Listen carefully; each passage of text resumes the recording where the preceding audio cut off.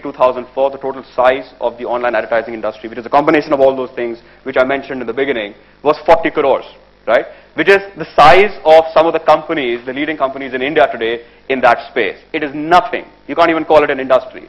2 years ago, it was 250 crores, still nothing.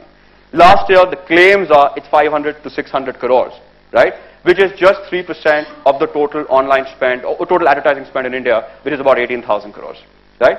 Small numbers. To give you a perspective, in US, the total online spend last year was 38,000 crores, if I convert it to rupees. 38,000 crores, which is 8% to the total advertising. UK was 18,000 crores, which is also about 8% of the total advertising. 18,000 crores. India is at 600. Right? Which is also, I feel, an inflated number. Actually, if you really get to the real numbers, I do not think it will be more than 500 crores right now. 450 to 500 crores, right? And which is just 3% of the total advertising spend in the country.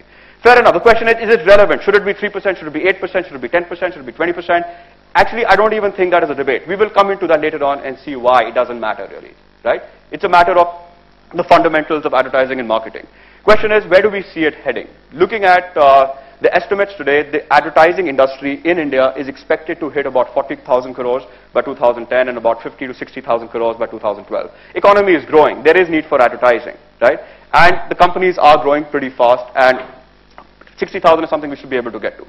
Other thing is that the number of 3% is expected to go to at least 8 to 10% by 2010, 2012. So what you're typically looking at is the industry growing from, let's say, 500 crores last year to 600 crores last year, to moving up to 5,000 to 6,000 crores by 2010, 2012. The opportunity really lies in being able to understand that number, right? If it happens, of course, there are a lot of dependencies. Broadband still sucks in this country. You really don't still have enough infrastructure, cost effective enough to get volume people online, right? But there are government initiatives. People are taking it very seriously now, and it's just something we have to do. And even on this point, like I heard somebody say that there was a digital summit last 2 days in Delhi, and somebody brought out the fact that Thomas Friedman had written that the world was flat, right? And that India was becoming a hub for outsourcing. There's a lot of work happening in India. But he's saying that once a book is written and you publish it, it's all history, right? Now the question is, where does India stand today? What opportunities exist for us now in the future? And what are we going to do about it? And a lot of it really depends upon the bandwidth penetration and the cost at which you can get that in the country today. Now, let's talk about, to some extent, before we again get into the fundamentals of advertising and the myths, let's even talk a little bit about the very top level, generic point of view, the business scenario in the country, okay? Whatever said and done, we all know that today there are a whole lot more entrepreneurs in the country than there have ever been in the history of India, right? Day by day, they're churning out new companies, they're coming up with innovative products, they're coming up with innovative services, and they're all out to reach out to customers. They all want to be heard. They all want to be known. They've got funded. I came across a fund in US. These guys raised $2 billion in the name of India within a span of 5 days, right? Unfortunately, they could not find enough investments to make with that money, right? There's still a lot of money waiting to pour into India, and they're just waiting for more and more entrepreneurs to come up there who can, start businesses and basically drive the economy forward. Also, one more thing which is happening is that it's a lot of new people who are coming in, younger people who are coming in and starting up companies. And what they're seeing is that also in the new age, it's not about just one-way advertising as it was before. They're looking at a little more, they're looking at communicating more with customers, right? A little more interaction with customers, a little deeper interaction with customers, building relationships with customers, building trust with customers, and then building businesses around that, okay? And finally, another thing is that people are more and more, as even the speakers before me mentioned, like even Harish said right now, by 2020, you probably will not have something called digital offline, everything will be digital, right?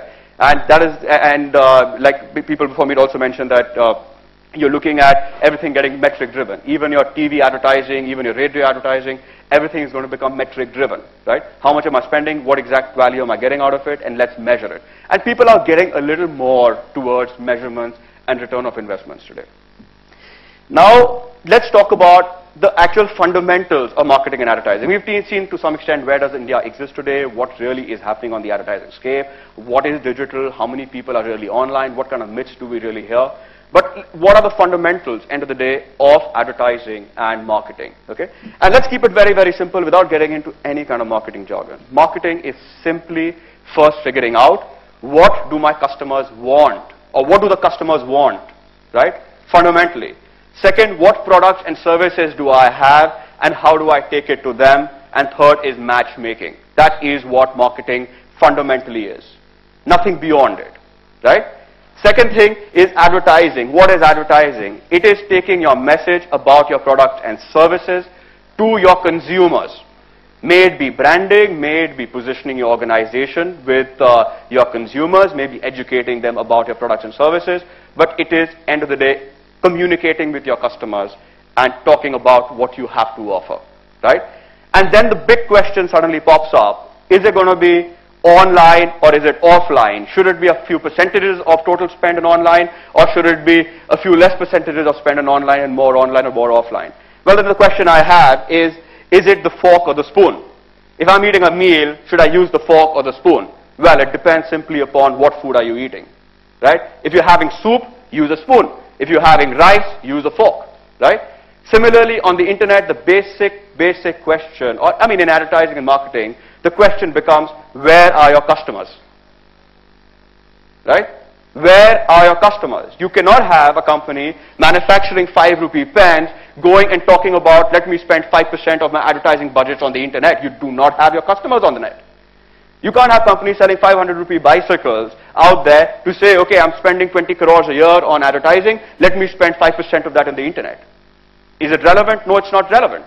It really boils down to, where are your customers? Today you've seen a lot of companies, and even when you talk about, okay, 8% spent online. Okay, you have companies like eBay, Amazon, and the various .coms which are based on the internet. Their audiences are on the internet. They only survive and they only earn if the audiences are on the internet. They spend up to 95% of the revenues online. Right? They actually spend 90 to 95% of the advertising budgets, online. Right? The average works out to 8 to 10% in these developed countries. So it really doesn't matter. It's a matter of, where is your customer, right? Which is what the fundamental question really becomes. And now let's go back to the myths that we started with and look at them one at a time on how relevant are they really when it comes to talking about the fundamentals of advertising and marketing, right? First one was technology. That it's got to be technology driven, and it's very technology driven, it's very complex. Well, guess what? Today you have people who understand technology, right? India is the hub of outsourcing worldwide. There are enough people who've done ample work for international companies. They understand technology, right? There are companies who understand the tools available. But end of the day, when you talk about the fundamentals, it doesn't matter. The fundamentals are the same. It's a matter of, can you strategize? Do you know where the customers are? Can you find them? And how do you create strategies to reach out to your customers? Right? And I mean, even like, we'll come to the point at the end about skill sets anyways. That only works for lead-based campaigns. Like what we started in the beginning, that internet is good only if you spend X amount and you get certain leads or acquisitions or whatever basis of measurement you put together, right? Now I have a question here. Let's say Bharati puts up a board or a hoarding on a road outside. Can they ever go around figuring out what kind of customers and eyeballs did I get on that? Can they ever find out what kind of leads did they get? What kind of acquisitions did they get? What is the cost of conversions? It doesn't matter. They put it there because they have customers, prospective customers, who cross that road every day in thousands, right? Now, why will the same fundamental not apply on the internet, right?